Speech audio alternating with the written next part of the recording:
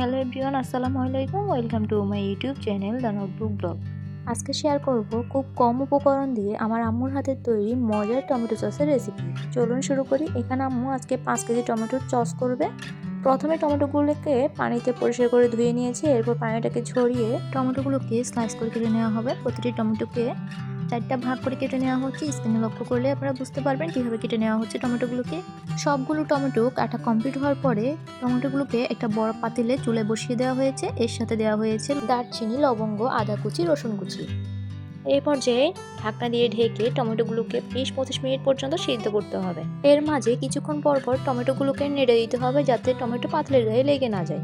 এ পর্যায়ে টমেটো যখন প্রপার সিদ্ধ হয়ে যাবে তখন চুলার জালটা বন্ধ করে দিতে হবে এবং টমেটোটা ঠান্ডা হওয়া পর্যন্ত অপেক্ষা করতে হবে। টমেটো যখন ঠান্ডা হয়ে যাবে তখন টমেটো থেকে দারচিনি এবং লবঙ্গগুলো বেছে ফেলে দেওয়া হয়েছে। এরপর টমেটোগুলোকে ব্লেন্ডারে ব্লেন্ড করে নেওয়া হচ্ছে। ব্লেন্ডারে ব্লেন্ড করার পরে টমেটোর যে পেস্ট হয়েছে ওই পেস্টটাকে আবার ছাঁকনি দিয়ে ছেঁকে নেওয়া হয়েছে যাতে টমেটোর মধ্যে কোনো দানাদার ভাবটা না থাকে। এরপর ছাঁকনি দিয়ে ছেঁকে নেওয়ার পরে টমেটোর কেচাপকে একটা বড় পাতিলে চুলায় মিডিয়াম আঁচে জাল দেওয়া হচ্ছে। এর মাঝে দেওয়া হয়েছে সামান্য লবণ এবং মরিচের গুঁড়ো। এই পর্যায়ে টমেটোর কেচাপকে অনবরত নাড়তে হবে। এর সাথে দিতে হবে টেস্ট অনুযায়ী চিনি। এখানে আম্মু 5 কেজি টমেটোর সাথে প্রায় 2 থেকে 3 কাপ পরিমাণ চিনি দিয়েছে। এই পর্যায়ে 3 থেকে 4 চামচ তেঁতুলের সাথে 1 কাপ পরিমাণ ভিনেগার দিয়ে একটা তেঁতুলের কাত তৈরি করে নিচ্ছে আম্মু। এরপর তেঁতুলের কাতটা টমেটো সসের সাথে দিয়ে সবগুলো উপকরণ একসাথে মিক্সড করে নিচ্ছে।